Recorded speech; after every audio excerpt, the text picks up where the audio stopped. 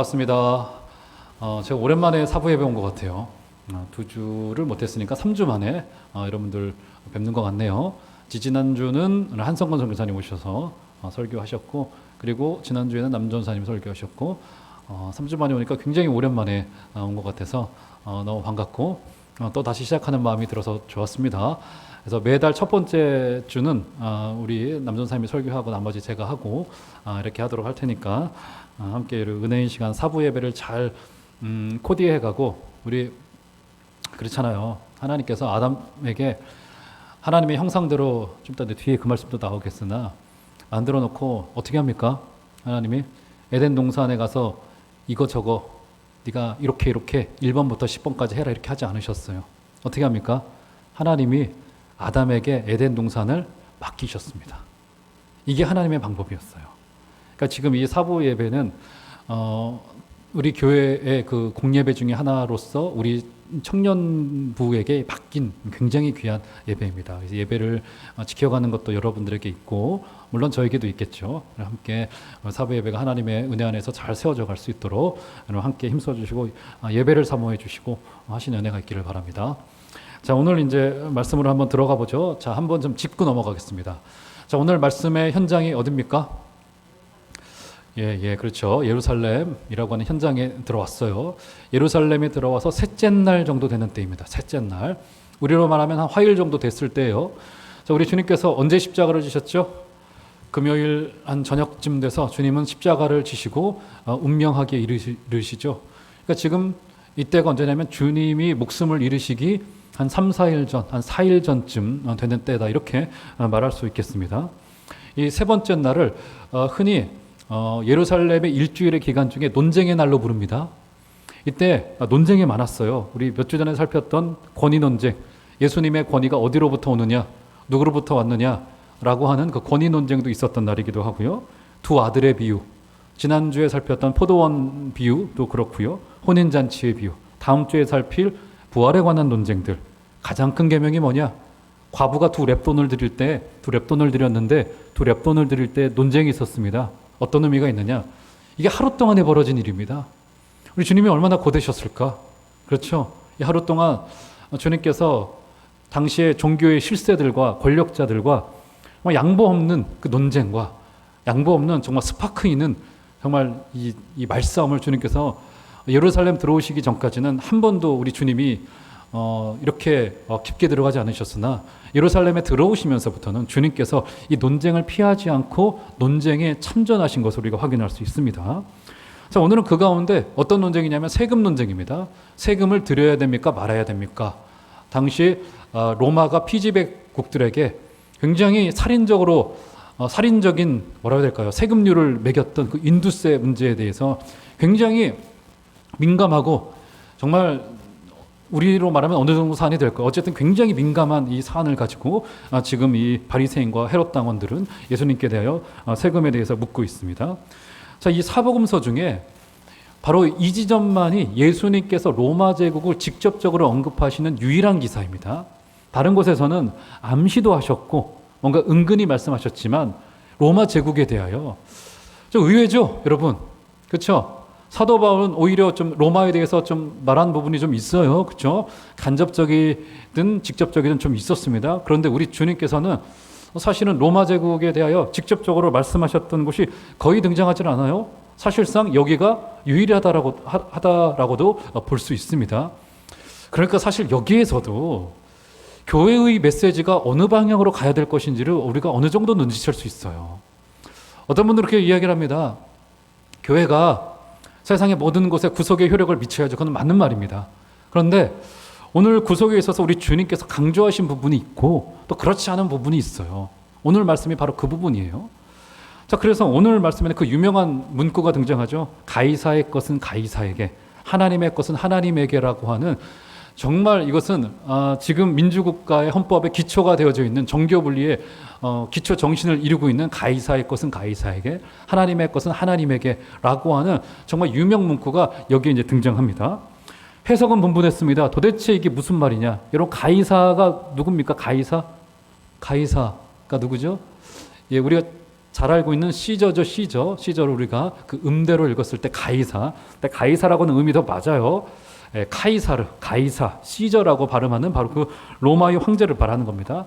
가이사의 것은 가이사에게, 그리고 하나님의 것은 하나님에게라고 하는 이 말 때문에 이것이 정교 분리를 가르쳤다. 우리 주님께서 이 구절을 통하여서, 혹은 로마의 독립성을 우리 주님께서 인정하셨다. 국가의 독립성을 인정하셨다. 이런 의미로도 받아들여졌고, 혹은 세속 정치에 대해서 우리 주님께서 교회의 정치적인 중립성을 주장하신 것이다 라고 하는 의미로 받아들여지기도 했었습니다. 혹은 주님께서 더 나아가셔서 지금 납세의 문제를 물어봤을 때 지금 굉장히 이스라엘에게는 핵심적인 사안이었던 로마의 인두세 문제에 대해서 내지 말라라고 하는 말을 안 하셨기 때문에 주님께서 납세의 의무를 긍정적으로 가르치신 것이다. 이렇게 해석을 해왔습니다. 다시 말해서 가이사의 것이라고 하는 것이 정치, 경제, 사회, 문화, 국방, 그렇죠? 이런 것들이 가이사의 것에 속한 것이고, 하나님의 것이라고 하는 것은 소위 영적인 문제들만이 하나님께 속한 것이다라고 하는 또 이원론의 차원으로 오늘 본문을 결론 내기도 했었습니다. 이렇게 해석이 분분했고요. 이렇게 여러 가지 연구가 되어져 왔었습니다. 자, 그런데 일단은 우리 주님께서 이것을 여하간의 해석자들은 이것이 그 정부와 국가와 교회와의 관계를 좀 가르치신 것이다라고 하는 결론으로 내리고 싶어 했었습니다.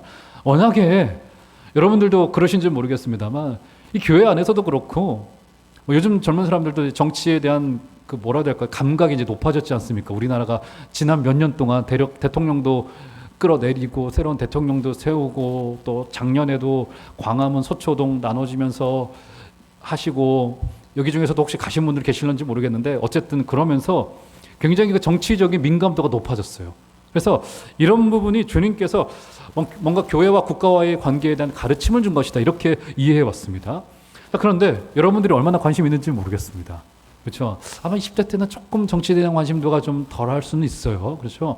근데 정치는 중요한 겁니다. 오늘 그게 주제는 아닙니다만 정치는 상당히 중요하고 우리가 좀 기도함으로써 좀 지혜롭게 봐야 될 영역이긴 해요. 근데 오늘의 말씀이 주님께서 국가와 교회와의 관계를 가르치신 것일까? 그런데 우리가 오늘 말씀의 결론에서 가이사의 것은 가이사에게, 하나님의 것은 하나님께 바치라라고 했던 그 말씀의 결론에서 우리가 살피게 될 것을 기대하면서도 이 말씀의 해석으로 우리가 직접적으로 들어가기 전에도 이 말씀의 시점이 언제라고 했습니까? 예루살렘 성에 들어가셔서 3일째 되던 날, 주님이 죽으시기 약 한 3, 4일 전에 지금 주고받은 내용이란 말이죠. 그러니까 지금 제가 드리고 싶은 이야기가 뭐냐면 주님께서 지금 그렇게 한간 이야기를 할 만한 상황이 아니란 말이죠. 당신의 목숨이 3, 4일 뒤면 그 끔찍한 십자가 위에서 로마 당국자들과 유대인의 실세들에 의하여 뺏겨지게 될 것인데, 주님께서는 이제 나중에도 나옵니다만 종말로에 관한 이야기도 하시고 예루살렘의 멸망에 관한 수십 년 후의 이야기를 주님께서 예언적인 말씀으로 주시면서 주님께서는 마지막 일주일 동안에 당신이 교회와 제자 공동체와 예루살렘을 향해서 하고 싶으셨던 말씀을 전부 다 쏟아내셨습니다. 그런데 여기서 납세를 가르치셨다? 혹은 정교 원리에 대해서, 분리 원리에 대해서 가르치셨다라고 하는 한가한 이야기로 접근하기에는 조금 납득이 되지 않는 부분이 많습니다. 자, 그래서 오늘 말씀의 이 본문이 우리를 인도하는 대로 그대로 끌려가다가 보면은 결론에 이르러서는 이 뜻이 무엇인지가 우리에게 밝혀지리라 기대를 합니다. 자, 본문을 바르게 이해하려면 13절로 한번 가보실까요? 13절. 첫 번째 절입니다. 13절. 그들이 예수의 말씀을 책잡으려 하여 바리새인과 헤롯 땅 중에서 사람을 보내매. 여기 정확히 표현했죠? 지금 이 바리새파와 헤롯 당파가 예수님께 와서 대화를 걸고 질문을 하는데 어떤 의도를 가지고 왔습니까? 예수님을 책잡으려 하여 덫을 놓은 거예요. 그렇죠? 덫을 놓은 겁니다. 사냥꾼이 은밀하게 사냥하기 위해서, 그렇죠? 굉장히 책략적으로, 전략적으로 접근하지 않습니까? 그렇게 하듯이 지금 굉장히 전략적으로 예수님께 접근을 해왔습니다.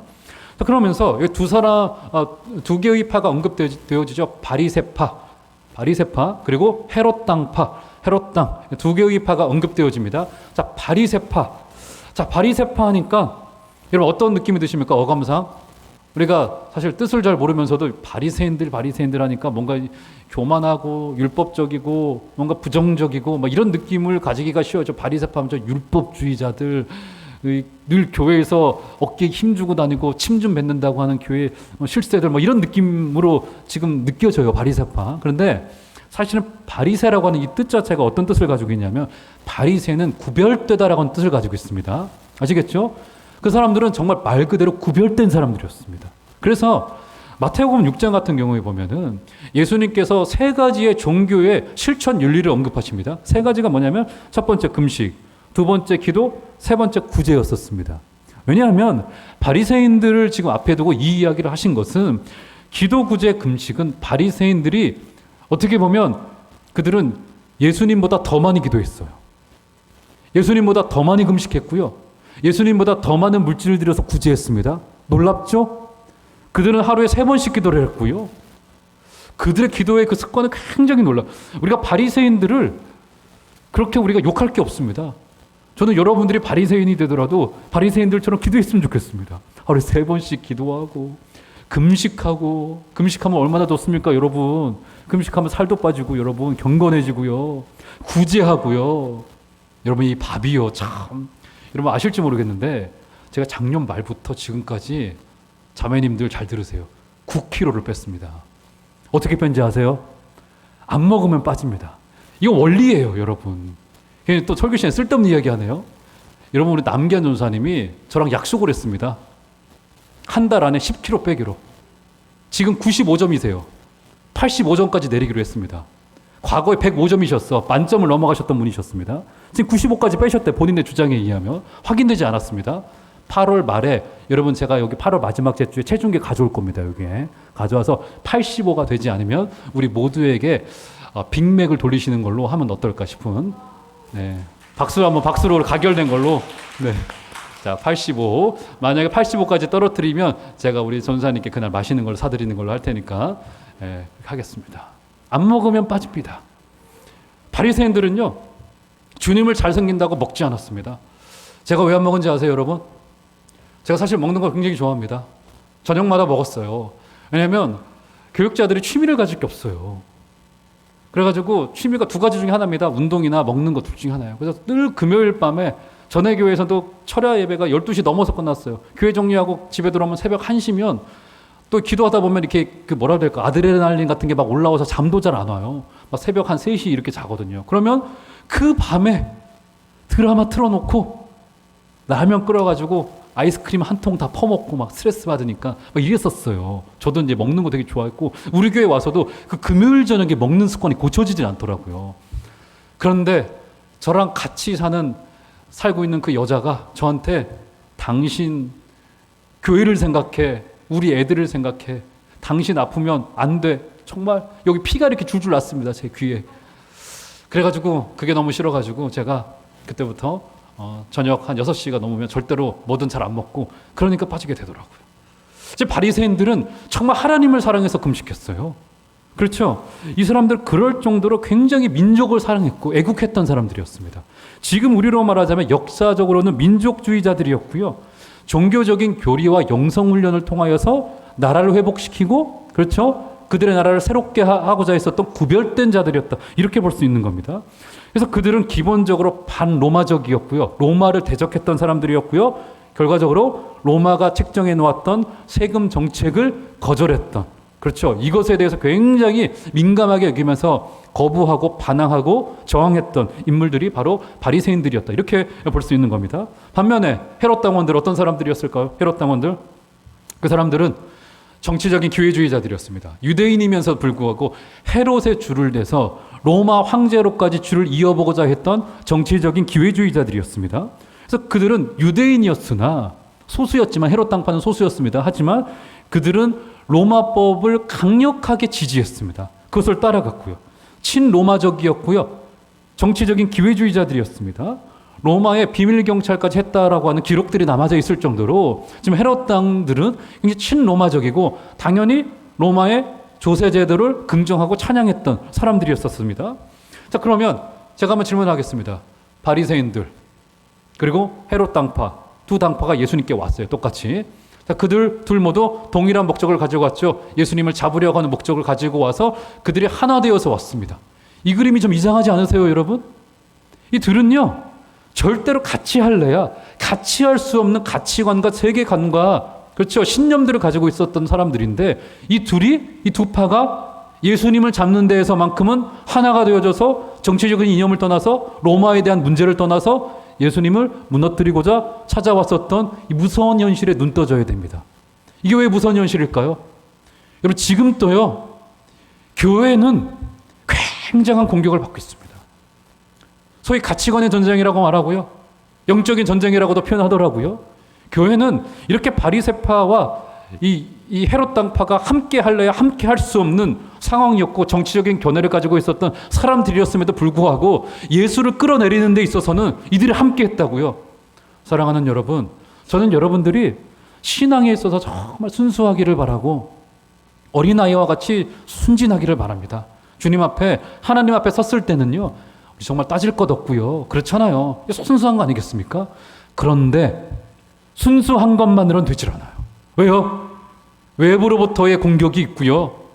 여러분, 우리는 그냥 있으면요.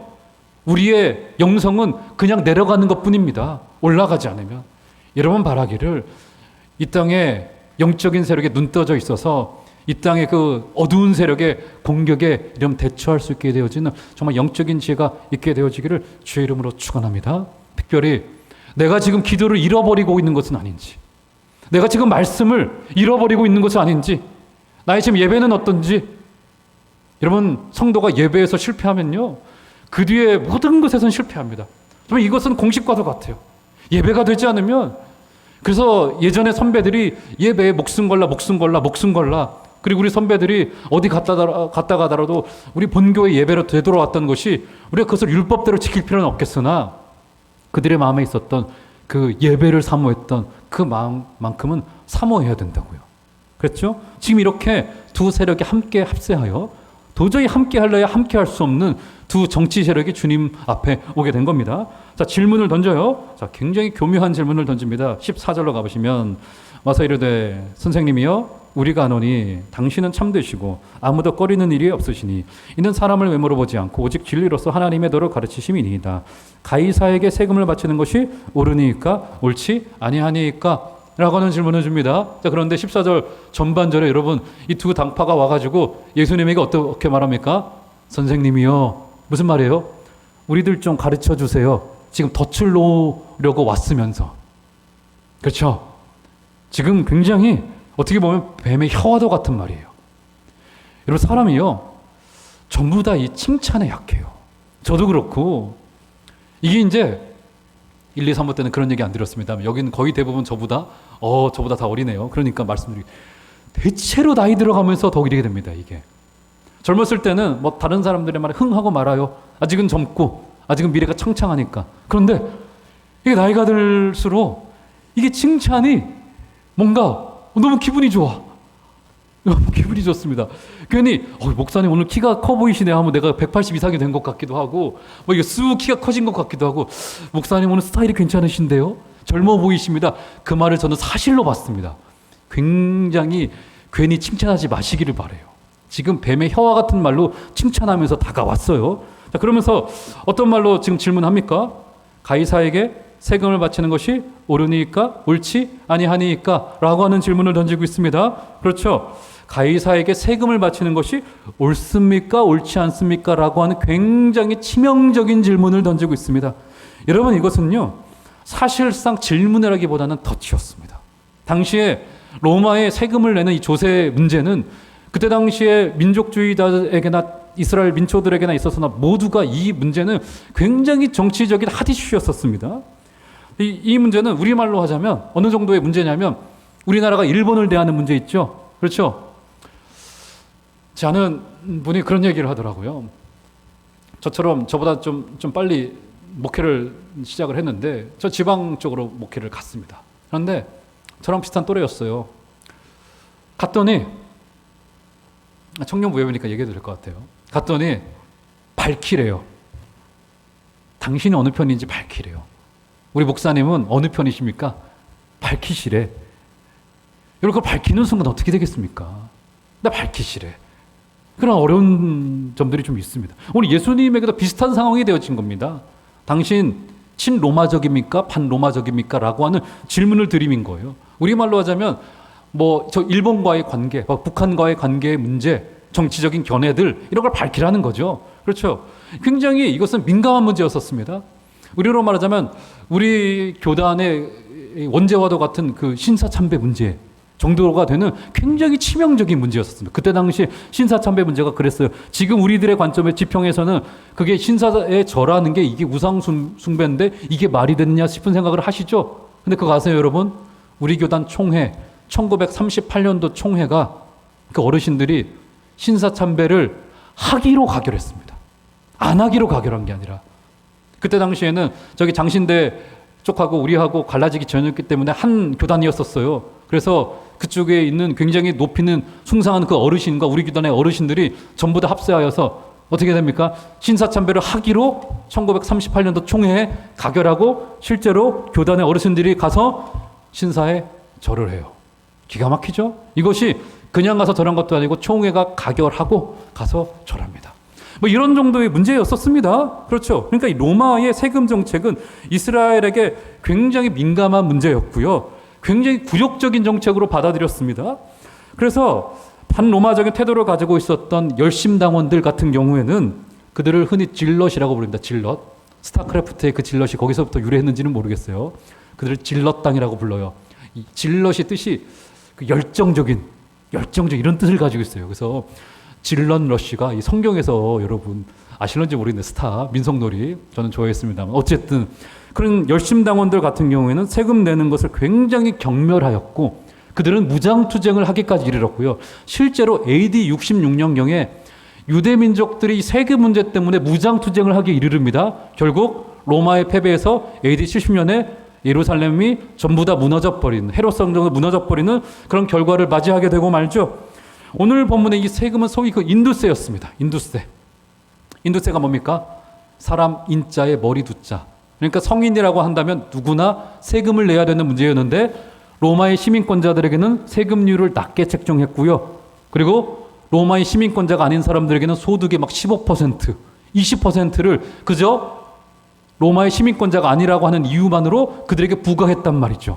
그렇기 때문에 이 문제에 있어서 유대 민족들은 극렬히 저항을 했었고요. 굉장히 민감한 사안이었습니다. 그렇기 때문에 주님이 만약에 이 문제에 대해서 세금을 내는 것이 옳다라고 한다면 왜 문제가 되겠습니까? 지금까지 당신을 지지했던 이스라엘 민족을 배신하는 꼴이 되고 마는 상황이 되어지는 거고요. 만약에 세금이 옳지 않다라고 한다면 어떤 문제가 될까요? 주님께서 공공연하게 로마에 반기를 드는 상황이 되어지는 이렇게 대답해도 문제가 되어지고 저렇게 대답해도 문제가 되어지는 굉장히 민감한 이 현장이 되어지고 만 것이죠. 자, 이때 우리 예수님이 이제 어떻게 반응하신가 한번 볼까요? 자, 15절로 가보시면 이렇게 말합니다. 15절. 우리가 바치리까 말리까. 지금 주님이 대답을 좀 주저하셨던 것 같아요. 그러니까 두 당파가 한 번 더 묻습니다. 바치리까 말리까 한데 예수께서 그 외식함을 하시고 이르시되 어찌하여 나를 시험하느냐? 데나리온 하나를 가져다가 내게 보이라 하시니 굉장히 흥미로운 제안을 한 가지를 하죠. 어떤 제안을 합니까? 어떤 제안을 해요? 데나리온 하나를 가지고 와라 라고 하는 갑자기 주님께서 뜬금없는 제안 한 가지를 하십니다. 데나리온은 그때 당시 통용되던 화폐 단위 중에 하나였었습니다. 여러분 성경 속에 등장하는 화폐가 여러 가지가 있죠. 어떤 게 있습니까? 데나리온이 있고 세겔이 있고 달란트, 문화, 렙돈, 드라크마 등등 여러 개의 화폐 단위들이 그때 당시에 통용되고 있었습니다. 여러분 왜 그랬을까요? 왜 화폐 단위들이 많았을까요? 우리나라 슈퍼 가면 달러를 받을까요? 안 받을까요? 중국도 안 받습니다. 엔화 안 받아요. 그렇죠?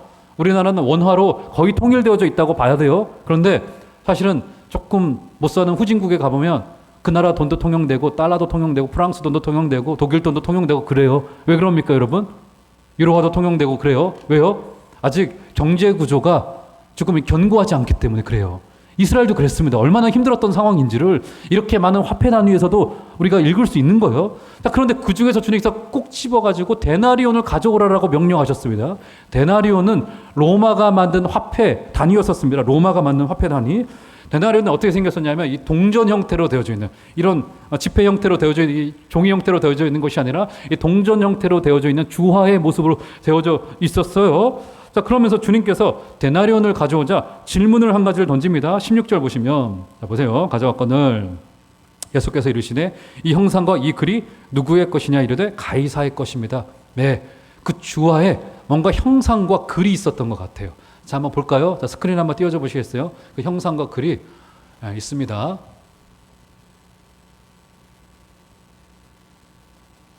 네, 한번 띄워줘 보시겠어요? 네, 있습니다. 보시면 여러분 보시기에 왼쪽에 맞죠? 예, 왼쪽에 있는 것이 앞면, 오른쪽에 있는 것이 뒷면에 해당되는 실제 사진입니다. 실제 동전이고 그때 당시에 데나리온이에요. 자, 왼쪽에 있는 것에 그림이 그려져 있죠? 예, 새겨져 있죠?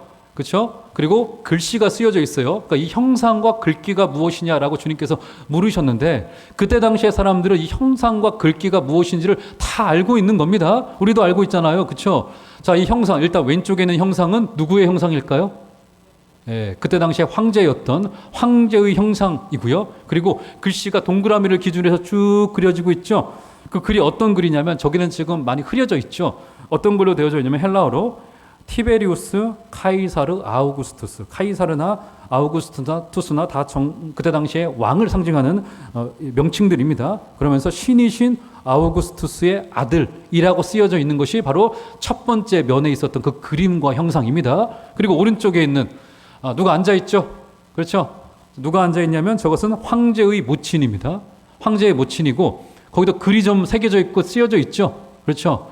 저기에는 어떤 글이 쓰여져 있냐면 대제사장이라고 하는 글이 쓰여져 있는 겁니다. 대제사장이라고 있는 글이 쓰여져 있으면서 앉아있는 저 황제의 모친의 양손에 무언가 들려져 있죠. 그렇죠? 자세히는 좀 보이진 않습니다만 그렇습니다.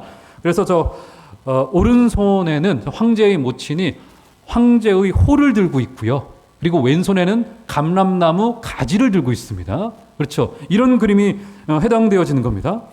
그러니까 지금 데나리온이 가지고 있는 상징이 무엇이냐면 로마의 황제의 얼굴과 황제의 모친의 얼굴을 집어넣어 놓고 신의 아들이라고 하는 이름과 대제사장이라고 하는 글귀를 적어 놓음으로써 이 데나리온은 어떤 상징을 가지고 있냐면 로마의 부와 힘과 능력과 권세와 종교의 위상이 어떤지를 지금 보여주고 있는 거라고요. 로마인들이 지혜로운 게 오직 데나리온으로만 인두세를 내게 했습니다.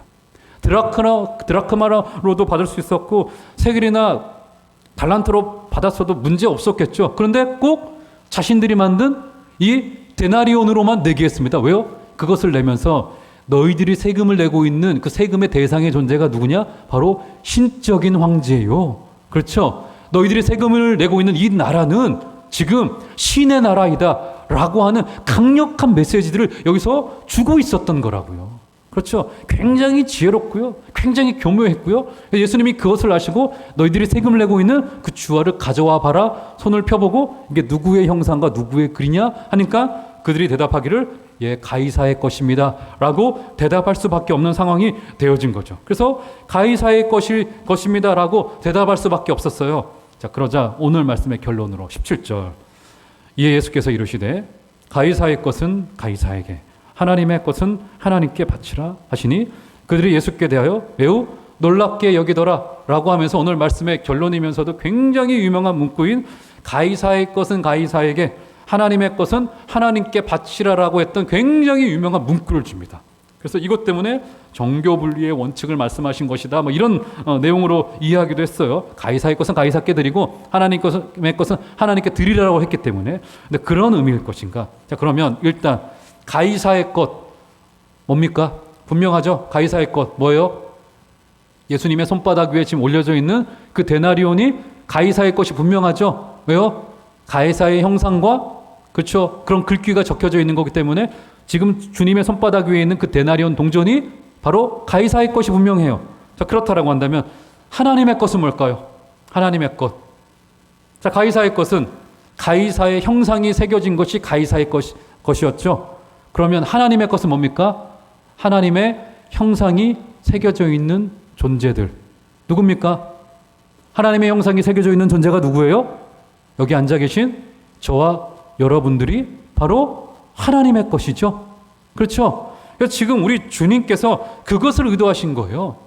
그래서 오늘 본문의 이 헬라어의 구조도 마찬가지입니다. 가이사의 것은 가이사에게 여기서 but, 그러나라고 하는 것이 들어가 있습니다. 그러나 하나님의 것을 하나님께 바치라라고 하는 그 말에서 바로 강조점이 뒤에 있습니다. 하나님의 것은 하나님에게 바치라라고 하는데 강조점이 있어요. 그러니까 하나님의 형상으로 창조된 우리를 하나님께 바쳐진 존재로서 그렇게 살아내라라고 하는 그 목적과 의도와 예수님의 강조가 여기에 담겨져 있는 겁니다. 그럼 오늘 말씀의 결론으로 하나님의 형상대로 지음받은 우리들은 어떤 모습으로 살아가야 될 것인가? 자, 창세기 1장 찾지 마시고 27절, 28절 한번 화면으로 띄워줘 보시겠어요? 자, 한번 다 같이 마지막이니까 한번 한 소리로 한번 읽어보도록 하겠습니다. 시작. 하나님이 자기 형상 곧 하나님의 형상대로 사람을 창조하시되 남자와 여자를 창조하시고 하나님이 그들에게 복을 주시며 하나님이 그들에게 이르시되 생육하고 번성하여 땅에 충만하라. 땅을 정복하라. 바다의 물고기와 하늘의 새와 땅에 움직이는 모든 생물을 다스리라 하시니라. 네. 하나님이 자기 형상 곧 하나님의 형상대로 사람을 창조하시고 그들에게 어떤 사명을 주시냐면 28절로 넘어가 보시면 그들에게 복을 주시며 하나님이 그들에게 이르시되 생육하고 번성하여 땅에 충만하라. 땅은 에덴 동산을 말하는 거겠죠. 땅을 정복하라. 바다의 물고기와 하늘의 새와 땅에 움직이는 모든 것들을 잘 섬기고 다스리라라고 하는 하나님의 대리자로서의 명령을 여기에 주고 있는 겁니다. 그렇죠? 여러분 아담은요 에덴 동산에서는 왕이었습니다. 왕과 같은 존재였어요. 이게 왜 가능했을까요? 왜요? 하나님의 형상대로 지음받았기 때문에 하나님의 대리자로서의 역할을 하기 때문에 그는 모든 생물들의 이름을 지어줄 정도로 모든 생물들의 절대적인 권세와 영향력을 가지고 있었습니다. 그렇죠? 그렇다라고 한다면 하나님의 것인 우리들을 하나님께 바치라라고 했던 의미를 이제 조금 우리에게 의미가 다가올 것 같습니다. 우리에게 어떤 책임이 따라옵니까? 데나리온이 하나님의 것이었다라고 한다면 우리는 어떤 존재들이에요? 우리는 하나님의 데나리온입니다. 하나님의 것이죠. 그렇기 때문에 하나님이 자기의 형상대로 우리를 만드시고 이 땅에 세워두심으로써 어디에 세워두셨습니까? 여러분 어디에 세워두셨어요? 저는 어디에 세워두었을까요? 저는 목사라는 자리에, 남편이라고 하는 자리에, 아빠라고 하는 자리에 세워뒀죠. 여러분 어디에 세워두셨어요? 학생의 자리에, 여러분이 서 있는 바로 그곳에 누구의 자녀로, 나중에 누구의 남편으로, 누구의 아내로 서갈 것입니다. 어디 직장에서 이 사람을 만나는 존재로서 거기에 아담에게 부여했던 왕권을 가지고 그 땅을 성실히 섬기라고 주셨듯 우리에게도 그런 직분으로 부르시고 계신다라고 하는 하나님의 초청을 여러분 외면하지 말으셔야 됩니다. 하나님의 형상대로 지음받은 그 자리로 다시 회복해 가시는 여러분들 되시기를 주의 이름으로 꼭 부탁을 드리겠습니다. 그래서 우리 종암제일교회의 청년부로 하나님이 여러분들을 부르신 이유가 있겠죠. 그러면 그 뜻을 이루어 드리고 그래서 하나님의 나라를 세워 가시고 하나님의 선한 뜻이 여러분의 성실과 여러분의 인내와 여러분의 기쁨으로 세워져 가게 되어지는 우리 복된 은혜와 복된 결심 다 있게 되기를 주의 이름으로 축원합니다.